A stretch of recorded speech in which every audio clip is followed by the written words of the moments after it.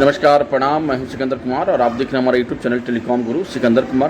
Parallelly आप हमारे Facebook page sikandarjournalist@gmail.com पर भी हमसे हमारी मुलाकातें होते रहेगी।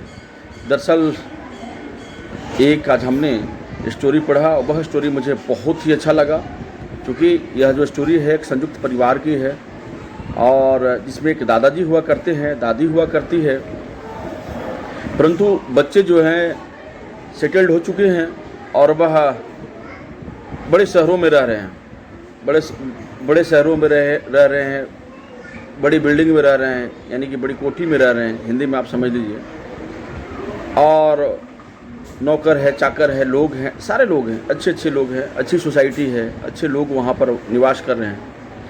तो दादाजी दरअसल सुबह हुआ, 2-3 दिन व्यतीत हो गया, 2 दिन व्यतीत हुआ, उसके बाद में वह जो है अपना कपड़ा मोड़ने लगे और जो उन्होंने झोला लाया था, जो बैग था उनके पास में, उस बैग में कपड़ा जो है डालना शुरू कर दिया।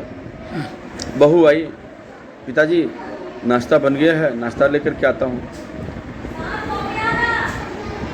बहू जो है तब उन्होंने कहा कि मैं नाश्ता नहीं करूँगा। बहू जो है बार बार रिक्वेस्ट कर रही है, भाई आखिर क्या हुआ, नाश्ता आप क्यों नहीं कर रहे हैं। तो यह बात जो है बहू है अपने पति को बताई, यानी कि दादाजी के बेटे को बताई। वह पिताजी आप भोजन क्यों नहीं कर रहे हैं, इसके पीछे क्या कारण है, और आप इतना जल्दी बैग क्यों आपने पैक कर लिया, कहाँ जा रहे हैं आप। बोले बेटा मैं यहाँ नहीं रह सकता, मैं यहाँ नहीं रुक सकता। बोले पिताजी आप इससे पहले आप आए थे तो यहाँ 1 महीना 2 महीना आप यहाँ रुके थे, है ना, काफ़ी ज़्यादा हंसी ठिठोली हो रही थी, एक दूसरे से आपका संपर्क बन रहा था, आखिर आज क्या हुआ, इसके पीछे क्या कारण रहा। दादाजी उसके बाद पोता या दौड़ता हुआ, दादू क्या हुआ, आखिर क्यों आप इतना जल्दी यहाँ से जा रहे हैं हम लोगों को छोड़ करके।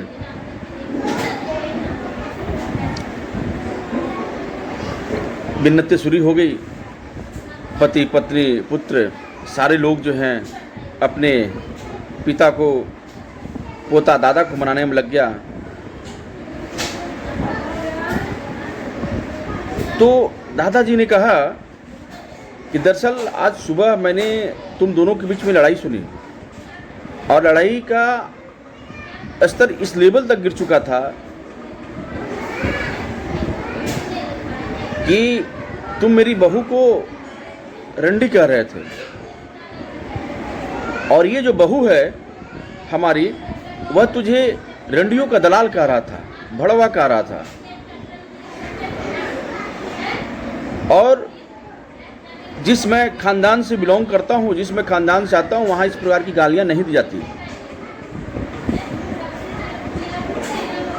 तो मुझे यहाँ रहने का औचित्य ही नहीं है कि जिस प्रकार की शब्दों की महिमा मंडन आपस में तुम लोग जो कर रहे हो, हमारे जनरेशन में आज तक ऐसा कुछ किया ही नहीं, तो मैं यहाँ रुक कर क्या करूँगा।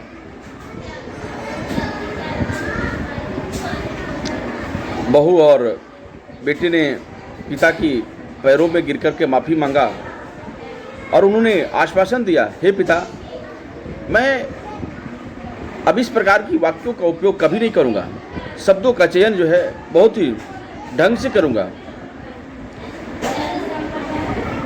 तो पिता ने मुस्कुराते हुए सर पर हाथ रखा, बोला देखो लड़ाई झगड़े हर घर में होती है, कोई ऐसा घर नहीं है जहाँ पर झगड़ा नहीं होता, परंतु इतनी ओछी और इतनी गिरे हुए शब्दों का चयन वास्तव में दुर्भाग्यपूर्ण है।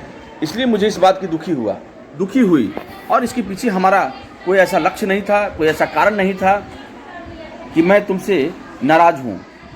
तो निश्चित रूप से इस कहानी से हमें यही शिक्षा मिलती है कि हमें अपनों का सम्मान करना चाहिए, हमें अपनों का आदर भाव देना चाहिए, ताकि जब हमारे आसपास यानी पड़ोस के लोग जो हैं इस प्रकार के शब्दों जब सुने तो उनके मन में एक घृणा ना बन जाए कि भाई हम किस परिवार में रह रहे हैं, हम किस समाज में रह रहे हैं। क्या इस प्रकार के शब्दों का चयन उचित है? इस पर आप विचार कीजिए, विमर्श कीजिए, मंथन कीजिए, उसके बाद मुझे बताइएगा कि क्या वास्तव में इस प्रकार के शब्दों का चयन उचित था इस परिवार के लिए या अनुचित है। बहुत बहुत धन्यवाद। आप देख रहे थे हमारा Facebook page Sikandar journalist @gmail.com। Parallelly आप हमारे यूट्यूब चैनल टेलीकॉम गुरु सिकंदर कुमार पर भी हमसे हमारी मुलाकातें होते रहेंगी। बहुत बहुत धन्यवाद। जय श्री राम, सीताराम।